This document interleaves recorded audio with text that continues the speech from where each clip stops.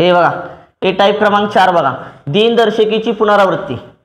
दिनदर्शिकेची पुनरावृत्ती म्हणजे काय, एखादी दिनदर्शिका दिली असेल, मग 2023 असेल 24 असेल, ही दिनदर्शिकाची पुनरावृत्ती कुठल्या वर्षी पुढच्या म्हणजे कोणत्या वर्षी पुन्हा त्याची रिपिटेशन होईल त्या ठिकाणी. मग आपल्याला बघायचं या ठिकाणी 2023च्या दिनदर्शिकेची पुनरावृत्ती कधी होईल. मग त्यासाठी अगोदर बेसिक समजून घ्या. बेसिक काय बघा, एखादं इयर दिलं असेल तर इयरला काय करायचं, म्हणजे वर्ष दिलं असेल त्या वर्षाला काय करायचं माहिती आहे का, 4 ने भागायचं. कितीने भागायचं, 4 ने भागायचं.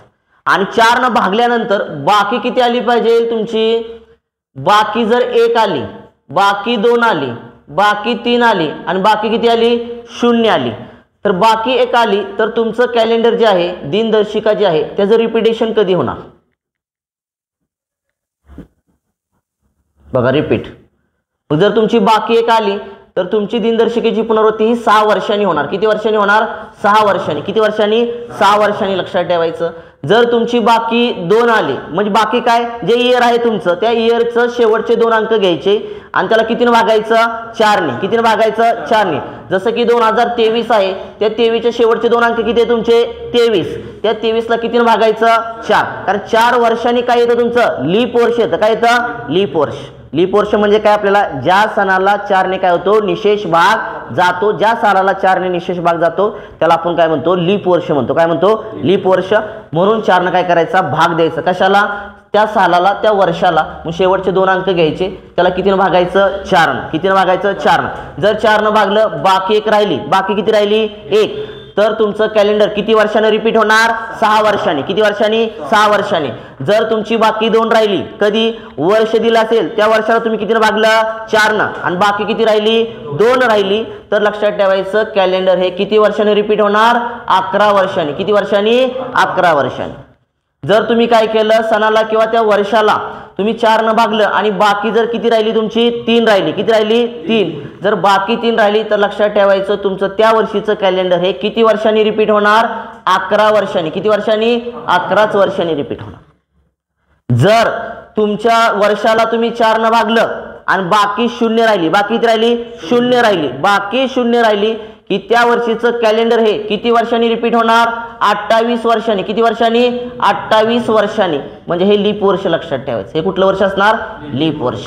एखादं इयर तुम्हाला दिलेलं आहे, एखादं इयर दिलंय आणि ते सामान्य वर्ष दिलं असेल तर तुमचं रिपिटेशन कॅलेंडर जे असणार लक्षात, ते सुद्धा कुठलं आलं पाहिजे, तुमचं सामान्यच आलं पाहिजे.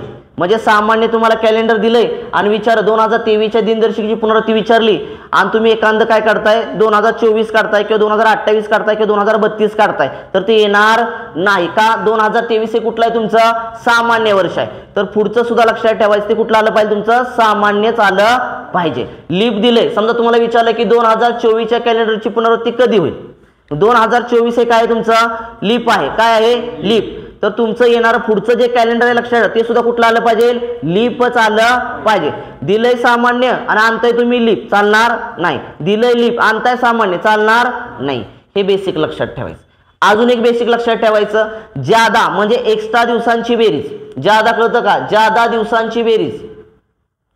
ज्यादा दिवसांची बेरीज 7 किंवा 7च्या पटीत जेथे येते, 7 किंवा 7च्या पटीत जेथे येते, जेथे येते त्याच्या पुढचे वर्ष, त्याच्या पुढचे वर्ष, पुढचे वर्ष सेम कॅलेंडर असते, सेम कॅलेंडर वर्ष असते. काय लक्षात ठेवणार, ज्या ठिकाणी तुमच्या जादा दिवस आहेत, जादा दिवसांची बेरीज किती आली, 7 किंवा 7च्या काय आली, पटीमध्ये आली, तर लक्षात ठेवा त्याच्या पुढचं वर्ष जे असतं ते कसं असतं, तुमचं सेम कॅलेंडर असतं. कसं असतं, सेम कॅलेंडर वर्ष असतं. लक्षात ठेवायचं. बघा उदाहरण इकडे या, 2023च्या दिनदर्शिकेची पुनरावृत्ती कधी होईल असं विचारलंय तुम्हाला. 2023च्या दिनदर्शिकेची पुनरावृत्ती विचारली, मग 2023 इथं लिहायचं. आपल्याला काय करायचं आहे, सेम कॅलेंडर वर्ष काढायचं. म्हणजे 2023च्या कॅलेंडरची पुनरावृत्ती कधी होईल असं विचारलंय तुम्हाला. मग काय करायचं, आपल्याला बेरीज किती आणायची आहे, ज्या दिवसांची बेरीज म्हणजे जादा दिवसांची बेरीज. ज्या दिवसाची लिहिले सॉरी ज्यादा दिवसांची बेरीज म्हणजे एक्स्ट्रा जे काय असतील तुमचे दिवस लक्षात ठेवा, त्या ज्यादा दिवसांची बेरीज किती आली पाहिजे 7 किंवा 7च्या पटीमध्ये आली पाहिजे. तर जिथं तुमची 7 येईल बेरीज किंवा 7च्या पटीमध्ये 7 नाही आली तर किती आणायची 14, किती आणायची 14 नाही आली किती आणायची 21 नाही आली किती आणायची 28, किती आणायची 28 आणायची, किती आणायची 28 नाही आली की पुढे किती आणायचं 35. असं 7च्या पटीत म्हणजे 7चा पाडा म्हणा, 7 नाही आली की 14 नाही आली की 21 नाही आली की 28 बेरीज आणायची. आणि जिथं तुमची ही बेरीज येईल त्याच्या पुढचं वर्ष काय असणार सेम कॅलेंडर वर्ष असणार. मग चला 2023 सोडूया. 2023 तुमचे ज्यादा दिवस किती असणार 1, किती असणार 1. सामान्य असेल तर 1, लीप असेल तर 2 दिवस ज्यादा असतात. 2024 घेतला तर किती आला 2, 2025 घेतला किती आला 1, 2026 घेतला किती आला 1, 2027 घेतला किती आला 1, 2028 घेतला किती आला 2. आता काउंट करा बेरीज 7 येते का बघा, नाही येत 7 तर तुम्हाला किती आणावं लागेल 14. 3 4 5 6 7 आणि किती आली इथं 8, 7 बेरीज आलेली नाही म्हणजे तुम्हाला तर बेरीज किती आणायची आहे 14. पुढचं घ्या 28 नंतर काय येणार 29 चे किती 1, पुढं 30 चे किती 1, 31 चे किती 1, 32 चे किती 1, 2, 33 चे किती 1. आता बघा बेरीज येते का 14, ही चालते 8, 9 10 11 12 13 आणि किती आली 14. ज्या ठिकाणी बेरीज तुमची 7च्या पटीमध्ये आली, कारण 7 आली का नाही, मग पटीत कुठली आणली आपण 14. ज्या ठिकाणी बेरीज तुमची किती आली 14 आली त्याच्या पुढचं वर्ष हे सेम कॅलेंडर वर्ष असतं. 2033 पर्यंत तुमची बेरीज किती आली 17 आली, त्याच्या पुढचं कुठलं आहे वर्ष 2000 किती 34, 2000 किती 34 हे तुमचं काय असणार आहे 2023चं सेम कॅलेंडर असणार आहे. याचा अर्थ ह्या वर्षीचं कॅलेंडर जपून ठेवायचं, ते कधी उपयोगी पडणार आपल्याला 2034ला. प्रश्न विचारला होता 2023च्या दिनदर्शिकेची पुनरावृत्ती कधी होईल, तर कधी होईल 2034ला. आता शॉर्टकट मेथड आपली हे कळलं का ज्यादा दिवसाचं, समजा शॉर्टकट मेथड ते बाकी आणि रिपिटेशन लक्षात नाहीच राहिलं तर तुम्ही ही मेथड लक्षात ठेवायची. ज्यादा दिवसांची बेरीज 7 किंवा 7च्या पटीमध्ये जिथं येईल त्याच्या पुढचं वर्ष काय असतं सेम कॅलेंडर वर्ष असतं. आपल्याला काय इथं शॉर्टकट मेथड शेवटचे 2 अंक घ्यायचे, शेवटचे 2 अंक घेतले किती आहे तुमचे 23, त्याला कितीनं भागायचं आपल्याला 4ने, कितीनं भागायचं आहे 4ने, 4 भागा ह्याला. चला 4 पंचे किती 20, 4 पंचे 20, 23 मधून 20 गेला राहिला किती 3, मग इथं लिहा 3. हे 3 काय आलं आपलं बाकी आली, काय आली बाकी. जर बाकी 3 आली तर कॅलेंडरचं रिपिटेशन हे किती वर्षांनी होतं 11 वर्षांनी, किती वर्षांनी 11 वर्षांनी. मग काय करायचं 2023 मध्ये किती मिळवायचं 11, 3 आणि 1 4, 2 आणि 1 3, 0 ला 0, 2 ला 2 म्हणजे तुमचं 2023च्या कॅलेंडरची पुनरावृत्ती कधी होणार 2034ला. लिहा हे बघा प्रश्न क्रमांक 2 बघा 2017च्या दिनदर्शिकेची पुनरावृत्ती कधी होईल. आता 2017चं जे कॅलेंडर आहे सेम असं कुठल्या वर्षी सेम कॅलेंडर म्हणजे जसं आहे तसं.